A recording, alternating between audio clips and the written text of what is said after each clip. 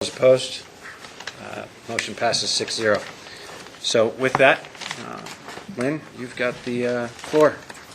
Good evening, Vice Mayor Antoniak and council members. Last week in the work session, I reviewed the pros and cons of having an all-mail ballot for our election in March, and tonight I am asking you to consider authorizing me to move forward with that and have an all-mail ballot election in March. And what we've done in the resolution is make it all elections in Goodyear would be all-mail ballot, all allowable. And by that, I mean the ones that the county does not have any items on the ballot. So when they don't have anything to go to the voters, then we would be allowed to have our all-mail election. And in reviewing, just to remind you that City Hall would be a replacement ballot location. So we would be open from the time that the early ballots are mailed out through Election Day. We would be open to allow voters to come in to drop off their ballots, to replace ballots, to vote provisional ballots during that whole time period. And then on Election Day, we would be open from 6 o'clock to 7 o'clock to do the same thing. Let's see. Also, we can determine how early we want to send those ballots out. We cannot do it any further out than 33 days before an election, and we can't do it any sooner than 15. So Maureen and I were looking at the calendar, and we thought right now, because we don't have anything else on the ballot except for the council members and the mayor, that we would start it on February 9th, which is 29 days out from the election. We should get our results shortly after 8 o'clock that night. I was very impressed. I had an email yesterday afternoon at 4 o'clock from the county. 77% of the ballots had already been returned to them. 99.09 ballots, the signatures were already verified, and they were in the queue ready to be totaled. So that was a concern of mine, that we would have to wait a long time to get the results. But we'll get our unofficial results on that Tuesday night, and the county has 3 days to count the provisional ballots. And so we will get our final results by 5 o'clock on that Friday after the election.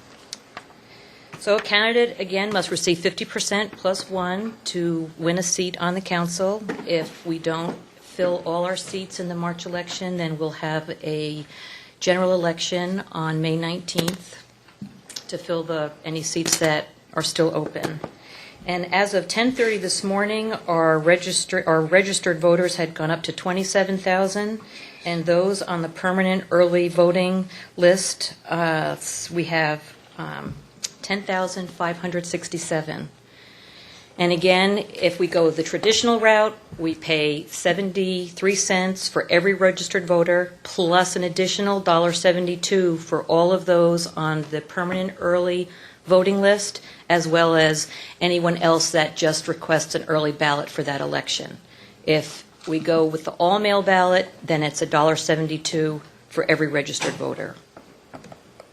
So with that, are there any questions?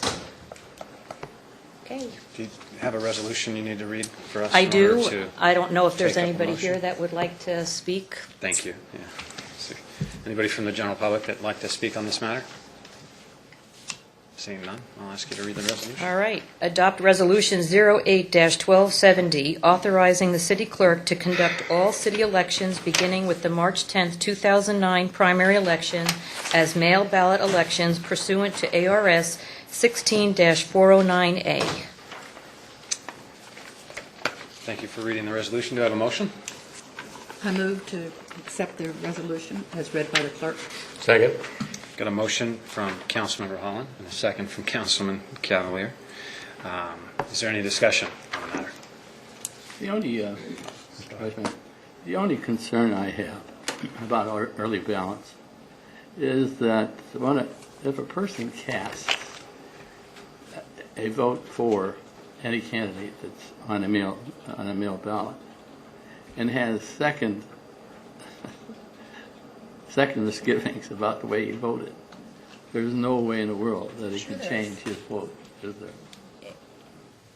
Yes, you mean before it's mailed back? No, if it's Oh, mailed once it's back. mailed? Once No, it's it would be the same as if you went into a voting booth and mailed it and dropped it in the box. They would not let you vote another Although they ballot. don't have to vote to the last minute, they can No. bring it up to the city hall. Yeah. You don't have to mail that in. You can keep it right in your house up Yes. until the last minute, walk it to the city hall, vote Yep, just you before can you take get out of as the long car, as you and want, there you as are. long as it's in our box by 7 o'clock that evening. That's the only reservation I have. Okay. I do have a question, because the public's always going to ask that. We're going through some adjustments, challenges on the budget. So I know that you've been already paying a portion of this for the people that have already requested those. So can you give us any idea of the difference in the amount that it would be for the city? Based on this morning, when I ran the numbers, if we went the traditional ballot, which is we pay one price for every registered voter, plus an additional amount for everyone on the permanent early voting list, as well as anyone who requests an early ballot. And we have no control over knowing how many people may do that. That amount would be $46,440. If we go, $37,885. If we do the all-mail ballot, it's $46,000.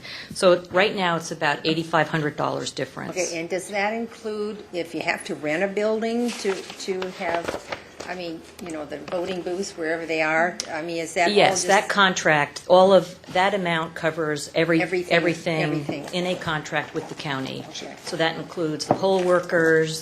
That doesn't include our fees, staff time, overtime, and in the past, Goodyear always fed their poll workers.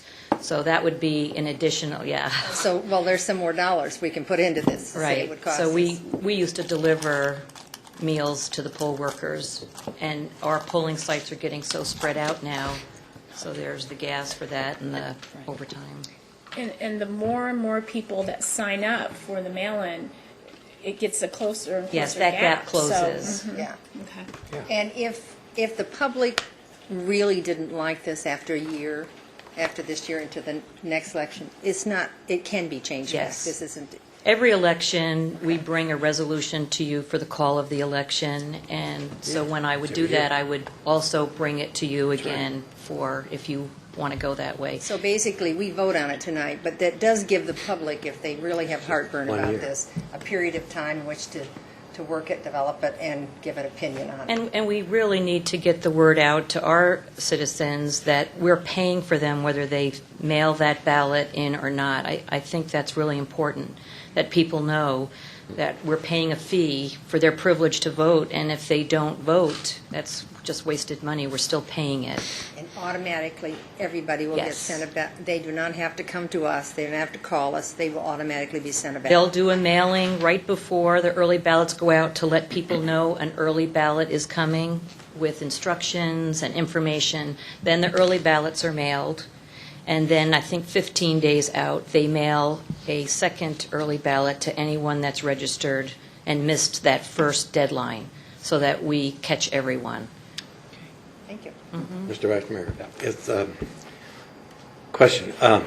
February 3rd was the day you begin mailing them out, or everyone will receive a mail ballot by February 3rd? February 9th is Oh, when February I'm 9th. going to tell the county to send them out. And then City Hall will be opened on February 9th, that Monday. That's the same day that they go out from the county, so voters won't have them in their hands for 2 or 3 days. I don't know. It Well, I depends mean, on the that's- post office. Yeah, okay. Or they may come in and say, I need to vote because I'm leaving town tomorrow, and we would give them a provisional ballot Right. to vote. Thank you. Questions? No further questions?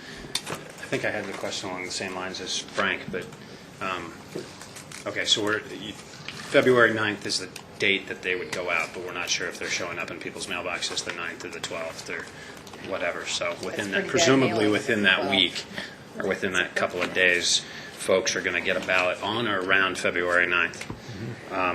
Second, I want to make sure I understood you correctly. That's the permanent early voting list that will get that on February 9th, and then there's a follow-up wave on the 15th? If we contract with the county to be an all-mail ballot election, Right. every registered voter is treated like those Equally. on the Got permanent it. early voting Okay. list.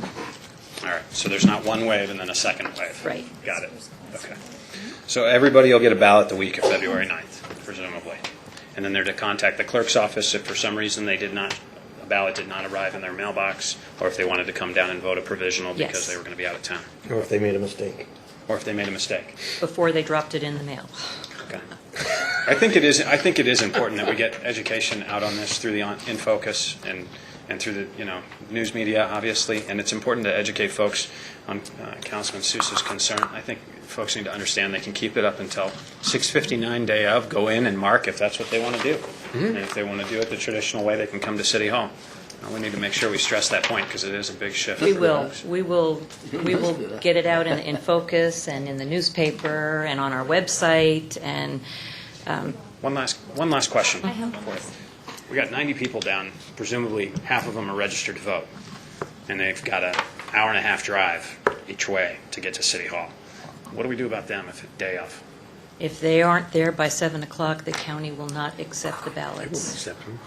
Okay, so these folks can either drop them off at the county Yes, or they at can our drop, City Hall? yes. And we will publish all of the all the places that accept ballots, not just City Hall. There will be several locations. I just think we may want to, I know it may be added expense and time in people's day, but we may want to look into their polling location down there and see if there's a reasonable, if there's something reasonable we need to They've gone to the do. same place down there, how Yeah, many years for- now? Yeah. So They've probably gone to the school. and Yeah, I- you give that place, and it's Maybe- not an adjustment for them. I don't know. Same We thing they've been we doing. will try very hard to educate, to get the word out to everyone, the HOAs. If I have to go anywhere and explain it to people, we will, so that they understand that for their vote to count, it has to be in an acceptable drop-off site by 7 o'clock that evening. And I would think if anyone had any doubt that they would be able to make that deadline, that they would take care of it the day before, or give it to someone else to drop it off. Hope so. It's kind of like paying your taxes and getting it in Yeah. the mailbox in time. Yeah, only they're open till midnight, aren't they, on? Yeah, right. One last Yeah. question. I don't remember if I read that in this or not. Will you be mailing with bulk rate? I mean, you only have 2 zip codes to deal with, so that would be. The county takes care of all of that. They are the ones that So we put the don't- postage mail paid, that account number on the envelope. So we don't know what we're actually paying per, well, you said in We're dollars. paying per voter, yeah. So Right, what the but we county's don't know paying, what I they're- don't know. But it's got to be, it does not get dropped off if the person's name isn't at the address, and it does not get forwarded. That was part of the security discussion. So it's probably paid, I imagine it's probably going first class. For it to go back to them. Yeah, it's showing gotta that come not back- there, it's that's gotta true, come so back it's to the gotta be- recorder. Can't be both Right. then. Okay. And we need to also, when we're promoting this, is to let people know that if they've moved and they've not changed their address with the county, with elections, they can do so online or through Department of Motor Vehicles. So right up to close to the election day, they can change that address. There was a great Q&A in the paper yesterday for this election on Right. tomorrow. Yes. Rob, Yep. Len, you and your staff, hey, thanks a lot. I think this is a great move for us. We're getting bigger, and it kind of highlights the fact that we're growing and we're thinking ahead, and I think it's a good move to do it now before we get much bigger, so. It's you and your staff. exciting, just trying something new. Oh, absolutely. It's fitting on one of the, I suppose it's fitting on the eve of a very important Yes. national election that we're discussing, our future election. So with that, I'll take a roll call vote. Councilmember Sousa, Aye. Councilmember Cavalier, Aye. Councilmember Lord, Aye. Councilmember Holland, Aye. Councilmember Osborne, Aye. Vice Mayor Antoniak. Aye. Passes 6-0. Thank you. And I failed to announce this at the beginning of the special meeting, but item 4B, the ordinance to prohibit the use of certain pesticides within the city's redevelopment area, has been postponed by staff. It's been removed from the agenda. So with that, I will recess the special meeting and reconvene the work session and invite Mr. Broom up from Greater Phoenix Economic Council. And Harry, I guess, is going to do an introduction. So, sorry, we all know Barry, so. Mr. Vice Mayor and members of the council, thank you this evening. We